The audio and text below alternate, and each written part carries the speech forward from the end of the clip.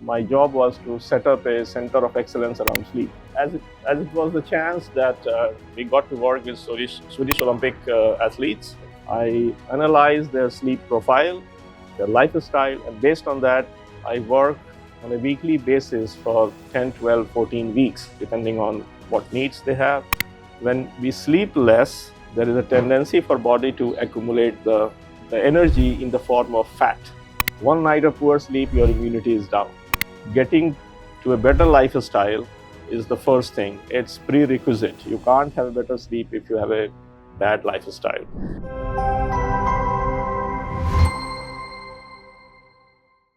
Okay, Sanjay, so welcome to this Thank you. show, and thanks a lot for giving us your time and Pleasure. talking to us. I would start from a note where I would ask you, could you give a bit background on why this as a study or a field of interest? Because in this part of the world, like India, we've never heard about something called sleep coach. Well, I'm an accidental sleep coach. I don't have a background in medicine or anything like that. I'm basically a business executive. And at a certain point, working for a company, I had to find a solution to sell our products. And ultimately, I ended up finding that selling the benefit has a more traction than selling the product. And then I have some background, how to find right information, reliable information. I have a PhD, so I'm trained in the process. So I started gathering information about sleep and then connecting how sleep and bed or mattress goes together, and so that we can convey to the end customer that when you sleep on a good mattress, you sleep better, which helps in a longer, healthier, better life. So that way, collecting all this information for my company, at a certain point of time, I realized that why not share it? And as it was the chance that we got to work with Swedish Olympic athletes, from there I kind of sharpened my content and communication and packaging and so forth. And since then, it has been working with elite athletes in Sweden, but also a lot with corporate clients and so forth, and even general public. Right. So, just a bit of more detail on, say, how personally did you get involved in this topic? What personal experiences led to this, that you decided to pursue this as a career option also? Well, it's a very good question. For 15 years, I traveled quite a lot. I lived in Sweden, major part, couple of years in San Diego in the US, and I was responsible for Europe, Asia, Middle East, so forth, Southeast Asia. And I was traveling 15, 16, 18 days every month, crisscross. So practically, I was jet lagged for 15 years. And towards the end of that period, my health was not very well. Not mentally, but physically. So actually, my immune system became so weak that it started attacking me. If you notice, I started to get some white spots and so forth. Okay. And ultimately, doctors told me that it's an autoimmune syndrome and so forth, that you have to change your lifestyle. And luckily, then I got an offer from another company where I was not supposed to travel quite a lot. So I grabbed it by both hands. And there I started focusing on sleep, because that's the role, chief sleep officer. My job was to set up a center of excellence around sleep. Okay. When I collected all the information, then I thought, I have to experiment, I have to test before I recommend it to someone else. And 8 or 9 or 10 months, it helped me quite a lot. So there I became more interested in pursuing it, not simply as helping my company, but also taking it to the general public. So it might also have helped you personally. Quite a lot. In terms of your own growth, your relation with your colleagues, everything. Friends, family. I'm a better father, better husband, better employee of the company, even better spokesperson of sleep. I would like to go a bit into your professional work, and you work with the Swedish Olympic Team. So can you explain to our viewers, how does a typical day look like?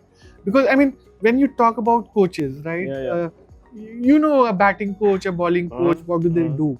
But what does a sleep coach do? Yeah, so we have more than 100 Olympic athletes in Sweden, which are at that level. Some of them are for Summer Olympics, some of them are for Winter Olympics, and they have their own technical coaches. If you are a skier, you have a ski coach and nutrition coach and so forth. So my job is to support a lot of these athletes. So the coach who is working with an individual athlete, when he or she finds that the athlete is struggling in performance, recovery, and so forth, they recommend them to me. Okay. So I have a battery of questions, a questionnaire. They answer it. I analyze their sleep profile, their lifestyle, and based on that, I work on a weekly basis for 10, 12, 14 weeks, depending on what needs they have. So that interaction is mostly online because they are training at different places, different so on. So the process looks like this. So every day, maybe 2 or 3 sessions I have with different athletes, and it's a program which is personalized depending on the needs and the lifestyle of the individual athlete. And it's a follow-up, hand-holding, finding solutions to their individual problems. It's a program. We start easy, we build momentum, and in the end, they again take the same sleep test, and we see what's the improvement. And then there is a follow-up every 2 months, 3 months. So it's very simple and plain methodology. So, I mean, just a follow-up question on that. Different athletes, different locations, different kind of trainings, and different kind of work pressure also. How do you tailor these programs? I mean, yes, there's a research and you collect data and all that. Yeah. So do you have a team of people working with you which basically caters to each one of them separately, or it's a one-man show right now? Well, it's a one-man show, but there is a second line of support, which is I also conduct sleep coaching and training and sleep lectures for the coaches. Okay. So twice a year for 1 week, we are at 2 different what we call Olympic camps. So it's from 8 o'clock to morning to the 9 in the evening. We have different workshops and so forth, and people like me who are support to these coaches and the athletes, we have a lot of workshops and lectures and so forth. So they are trained in understanding what is sleep, the role sleep plays, and a higher level of interventions what I do. Okay. So that they are more on a day-to-day basis as a second line of support to these athletes. Because obviously you'll also have to keep in mind that, I mean, the kind of test these athletes go through, there should not be anything which can put them off guard or can take them out of radar of the Olympics at all. No, you're right. So, I mean, there is an overload of these poor athletes in the sense they have to focus on their technique, whatever specific sport they do. Then there is a nutrition coach, there is a psychological kind of that coach. They have a battery of coaches working with them, and then I also come in the picture. So we all have to coordinate so that there is no overload, because if that happens, then it's not sustainable. So that's why it's very intentional to have the intervention slow, baby steps, and then build over a period of time, because not all athletes are the same in the sense some have higher motivation, more diligence, more discipline. They can try different interventions, what I suggest in one go. Some take more time. So it's personalized in that sense. So, I mean, on your personal experiences, do you also find a link between the mental health and your sleep cycle? Yeah. I mean, how does it impact the athletes? Quite a lot. When they are, a lot in advance of their, like, let's say, we are also working for LA Olympics 2028. So the athletes who are preparing for that are not under so much stress. But when it will be January, February of 2028, there will be a lot of pressure, because that's the time when some will qualify, some will not. Then when they are during the Olympic, in the Olympic Games village, and if they qualify for quarterfinal, semi-final, then they really in a space where they are very, very stressed. So it depends on what time, how far they are from the main Olympics. And well, they are Olympic athletes, but they also participate in World Cups and World Championships and so forth. So there are two parts to an Olympic performance. There is one physical, Yes. so to say. The second one is mental. And there, if you are stressed, which affects sleep, and again, sleep affects the stress. So in that sense, if it's a very high probability that you make an error in judgment. So all the preparation, all the hard work on that D-Day, if you miss by little bit of margin, you end up not with gold but silver, or maybe no medal at all. So this stress affects them quite a lot, and not only me but other supporter staff also. We have a kind of package where we know who needs what, and then we provide the support. So just a follow-up question on that.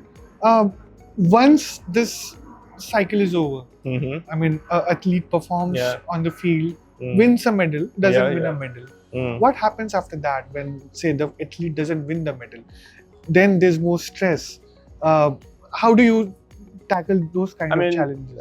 The pyramid is very, very steep in this kind of athletes. For them, very few people win medals.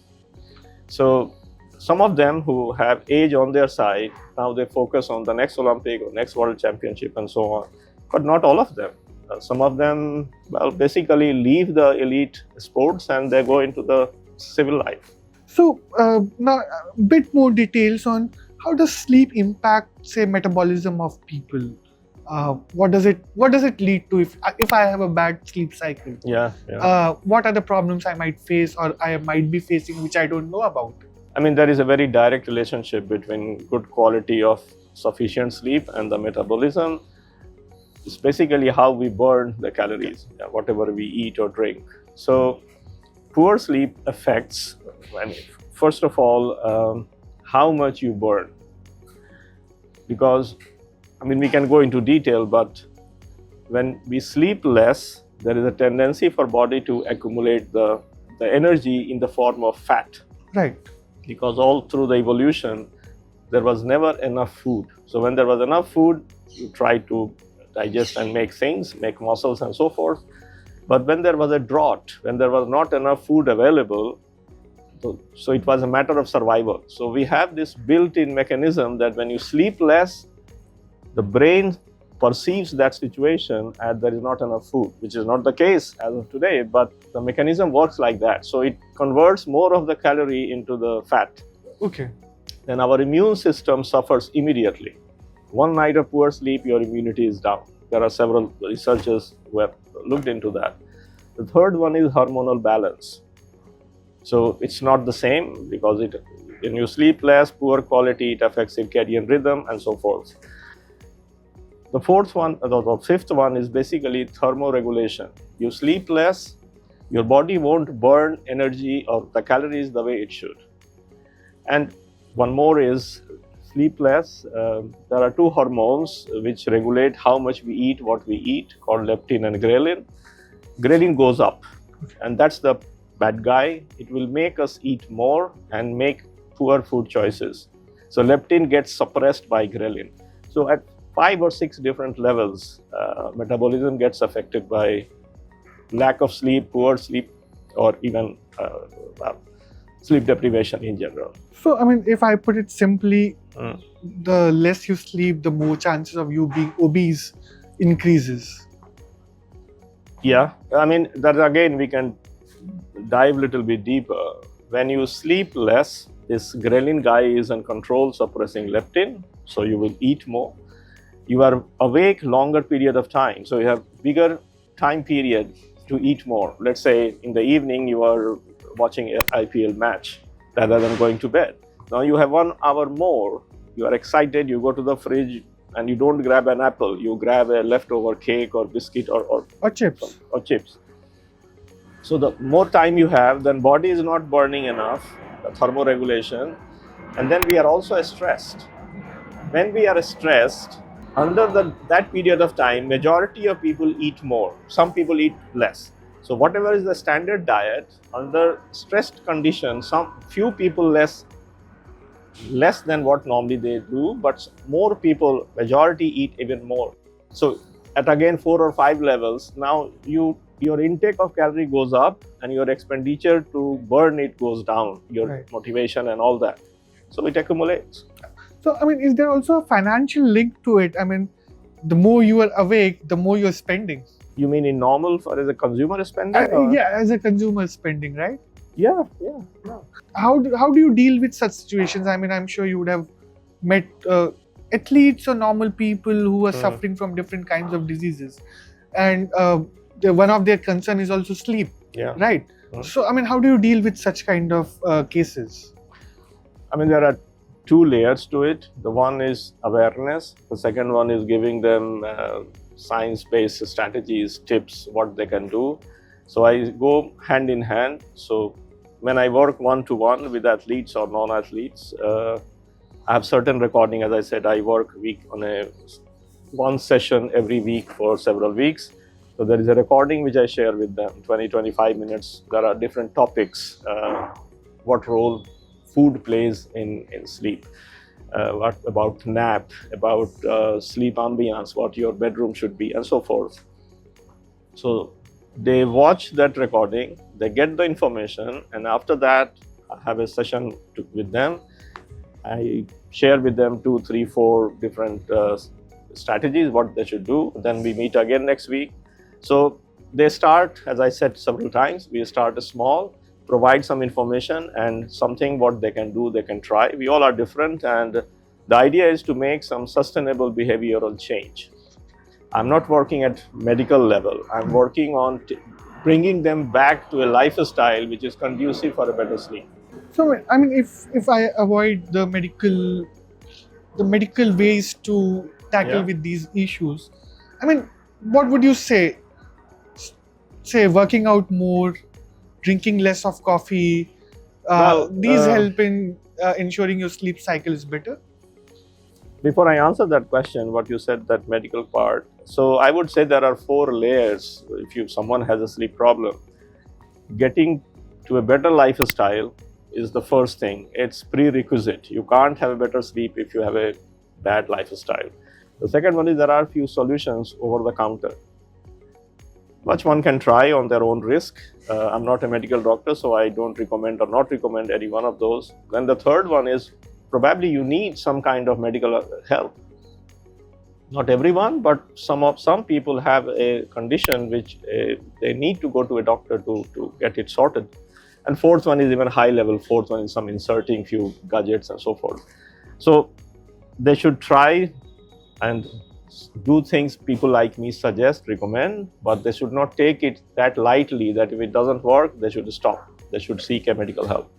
Now, coming back to what they should do, one should do. We all are different. Sleep deprivation, sleep problems could also be, for different reasons.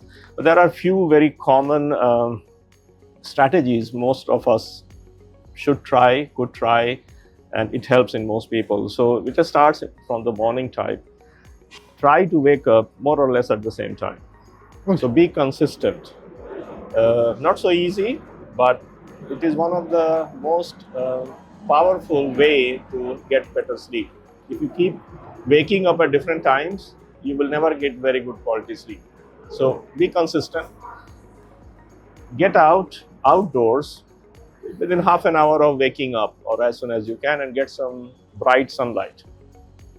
If it's foggy, cloudy, or for some reason you wake up at a time when it's very dark, you switch on most of the lights, make it as bright as possible. This blast of bright light helps many ways, resetting circadian rhythm and so forth, but about 16-17 hours from that time point, there is a big release of melatonin, a hormone which makes you sleepy. But if you skip this bright light exposure very early in the morning, you will struggle.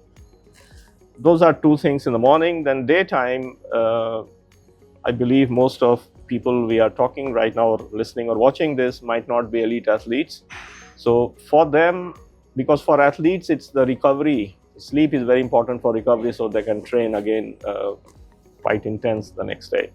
But most people, it's the stress in many different forms, mostly mental stress. So there are a couple of ways to control or lower the stress during daytime. So if you work sitting in front of a computer or something, take 1 or 2 small breaks, I call it micro breaks, before lunch and 1 or 2 breaks after lunch. So leave your desk, your chair, get up, go to the nearest, walk to the nearest window. Look outside, but try to pretend that even if there is a building or a tree or something, not focus on that. Pretend that you are looking towards horizon, 1-2 kilometers away. So don't focus and try to see from one end of your eye to the other. So very panoramic vision. Right. For 1 minute. So you are as if you are standing somewhere and you're looking far away. And during that time, take a very deep breath in 2 steps and release it. I can show you. So fill your lungs.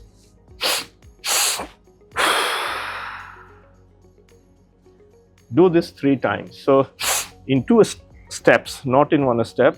So basically you are opening up all the air sacs at the end of your lungs. You are increasing the area where exchange of carbon dioxide and oxygen happens. So you are dumping a lot of carbon dioxide. So while you are looking out, somewhere far away, inhale through nose, exhale through mouth. It takes 1 minute. Come back. So what you have done, like a pressure cooker, you have released a little bit of a stress which was accumulating into your system. It will help you in your work, whatever you are doing. But I'm more interested that you end up in the late evening when you go to bed with a lot less accumulated stress than very high stress. So do this once or twice before lunch, once or twice after lunch. If you drink tea, coffee, or any other soda or cola or whatever which has caffeine, and there are several which has, or even this so-called energy drinks, limit your last one about 6 to 8 hours before bedtime. There are several things you can do late in the evening to wind down. You can't be very active until the last moment, go to the bed, and you expect to fall asleep immediately. One more thing. I mean, we are living in different times, right? Mm-hmm. People are working remotely. Mm-hmm. People are working at odd hours. Yeah. People are working abroad but staying somewhere else, right? So their work hours is like 3 o'clock afternoon to 2 o'clock in the night. Yeah. I mean, how do such people deal with an issue like this? Because they have already fallen in a sleep cycle where they are sleeping during the daytime and are wide awake in the night. Yeah. Well, first of all, we humans are not designed to work that way or live that way. The kind of lifestyle we have today, we have not adapted. So, 2 or 3 million of years, it was, our ancestors were somewhere as a hunter-gatherers or even lately farmers. So everything, the way body works, it is still very much in sync with the way nature works. So sunrise, your day starts, you work in those days.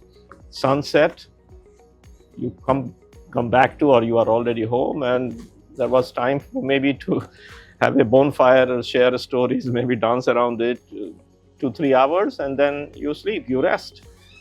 Now we are living as you said, in a very different lifestyle, time zones and so forth. It's not easy, it's not simple, because it's not only when you sleep, it's also when you eat, when you interact with people. It's all about having a circadian rhythm, basically a body clock, which is in sync with what is happening.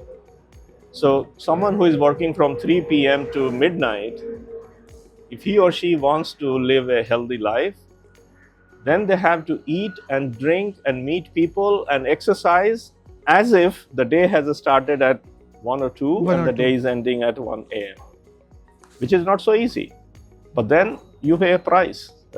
I don't want to sugarcoat. You can't have both. You can't have that work style and expect to be healthy, wealthy, and all sorts of good well-being. Right. So, I mean, a bit personal question. What has been your most rewarding experience as a, say, sleep coach? I mean, apart from, you have a Swedish Olympic team which wins 11 medals in 2024. Yeah. That's there. But as a personal human being, what has been your most rewarding experience? Well, many people struggle with their life, with their sleep, and they don't realize the connection between poor sleep, less sleep, with the struggle they are having. So I have had a couple of series on there's a separate platform in Sweden, so talking to many younger people. And I get time to time some feedback that I didn't realize. Now I have changed my lifestyle. So random people reaching out and giving the feedback that some of the information I shared or some of the tips I gave has helped someone. So that has been the probably most rewarding thing, other than working with athletes. Helping people personally, basically. Yeah. Last comments. Yeah. What would you like to tell our viewers? I mean, your final advice to viewers vis-a-vis health. I don't say that sleep is the only thing. You need to eat properly, and you also need to move, exercise properly. You can start anywhere. It's not that only sleep. When you start eating properly, your sleep improves, you work out and so forth. So while almost everyone is aware about exercise and many people have different diets and so on about nutrition, but sleep is kind of not yet in the mainstream of conversation narrative. So my message would be, take sleep seriously. It's not a waste of time. Actually, you can't be best version of yourself if you are not getting the sleep what you need. And also the governments and stakeholders need to take note They of need it to. as that it's also a factor. I mean, sleep is never considered a factor. No, but I mean, for example, the schools start very early, not only in India, but in many places. And they did two experiments in two different states in the US, where they shifted the starting time of the school by 1 hour.